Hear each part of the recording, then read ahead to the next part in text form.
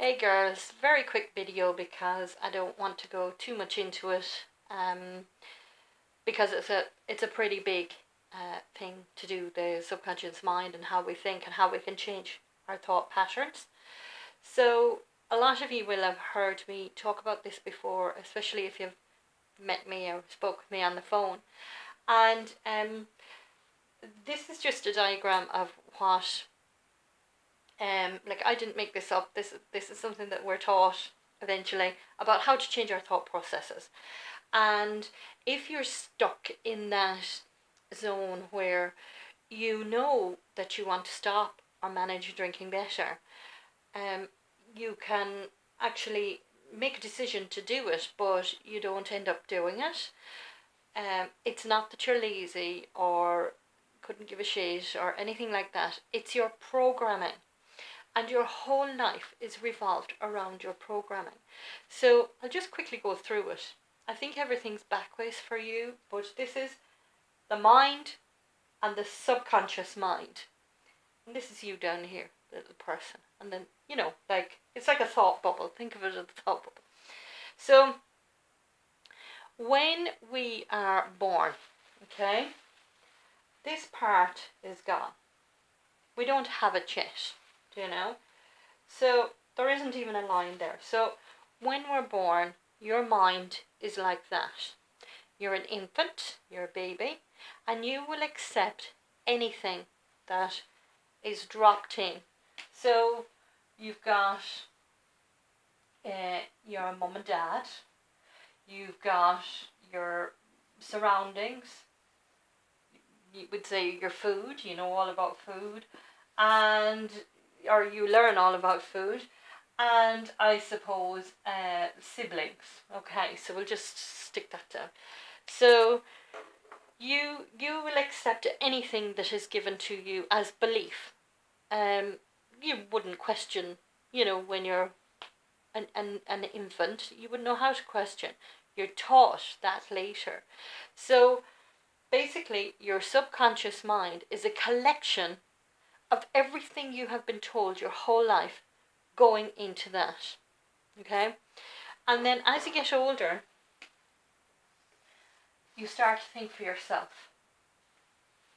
And that's where you have education, your family, like how your parents behave toward authority. You will learn to do that from them. And how your siblings react to education.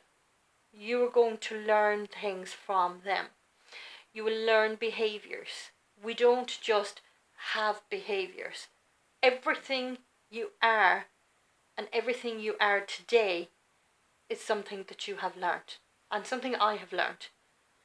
So I think the magic number is number 5. Before the age of 5, we have decided who we are, and we make that decision based on all of this that goes into the subconscious mind. Now, this is your conscious part of that's just your mind up there, and then this is the subconscious mind. So this part here can make decisions. It can say, yes, I'll accept that, or no, I won't. Because you see, you're older now. And if somebody comes to you when you're 12 years old and says, is Santa Claus coming to you? And you've already heard, you can make a decision based on whether you're going to pretend to that person that you still know or, reject it. So we can take things or we can reject them because we're able to use our mind. Our subconscious mind is very, very hard to control. This is the guy that you have learned all your habits. This guy, you've learned how to eat, use a knife and fork. Now you can perfect on them things later in life. At the age of 5, you're not going to be using a knife and fork very well, but you'll perfect on them. You understand table manners. If you're living with a family that does table manners, course, if you came from my family, there'd be very few of them, but but lots of love, lots of love. So what I'm saying is that in order to change your habits, you have to change your belief system. You have to change how you think about yourself. You have been taught, you may have heard years ago from a teacher that, oh, sure, you're not able to do any of that, or you're shit at maths, or, you should become a housewife, or you should work in a bank, or you should, and you have took them on as truth, even though your head tells you, I want to be a singer, or I want to be a painter, or something like that.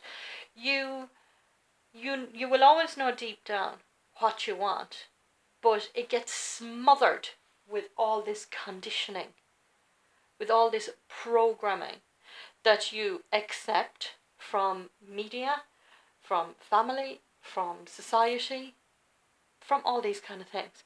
So this is where the hard part is, okay? Like, I went into rehab, in and out, in and out. I was in AA for 10 years. Still couldn't manage my drinking. I was getting, months where I could stop drinking, and I thought I wanted to do something with my life, and I'd be doing great for a few months, and then bang, back to square one. And it's because I hadn't changed my subconscious mind. I still believed that I wasn't going to be one of those that got it or could get sober. And the people that I was surrounding myself with were always alcoholics. And 3 or 4 times a week I would go to a meeting and, hi, my name is Valerie and I'm an alcoholic.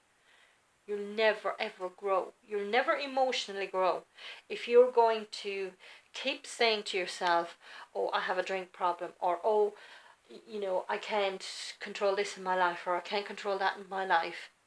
You can learn. You've learned everything up until now, and look how well you've done. Start looking at your achievements. Stop looking at what you class as failures. You're not being a bitch. You're not lazy. You're not stupid. You just need to change the subconscious mind. So in order to do that, it takes time. It takes work. And a lot of the work is psychological. Some of it is physical as well. And it takes time, and it takes work, and it takes patience, and it takes belief. And it just starts to happen. Things start falling together. But you also need support. Now, what we can do in the workshop is we can work individually with you to help you weed out all the things that you're going to have to put to one side, so then you can concentrate on what's really important. And what's really important is you. I know that you think it's your kids. I know that you think it's your husband. But don't you think that they're going to have a better life if you're in a better state of mind? Of course they are. They don't want to see you struggling or suffering. So stop doing it. Stop allowing your subconscious mind to control your life. And like I said, it's a huge subject. But it really is the bones of how you are going to change. It really is. And I'm not saying that you need to change from who you really are. What I'm saying is you need to deprogram from what you believe about yourself and reprogram a new life, a new you, a new thought pattern. And that in turn will filter down into all the people that you surround yourself with, into your children's lives.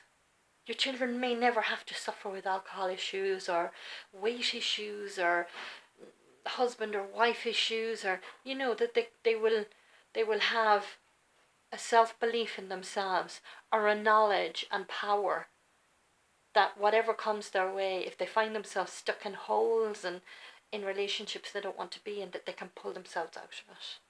So I'm going to leave it at that. And I'll finish on this. Are you prepared to do what's hard now to get the results later? Because I promise you change the way you think, you'll change the way you drink. It works, and it works every single time. Never fails. It can't, because you won't want that for yourself. At the moment, your subconscious mind is giving you messages that you have buried for years. And there's something just not, it might just need a little bit of a shift and some deprogramming. I bet you've got some shit going on there in your head about yourself. We all do. But whether we allow it to take over us is another thing. I promise you are worth it. You just may not realize it just yet. I'll talk to you later. Bye.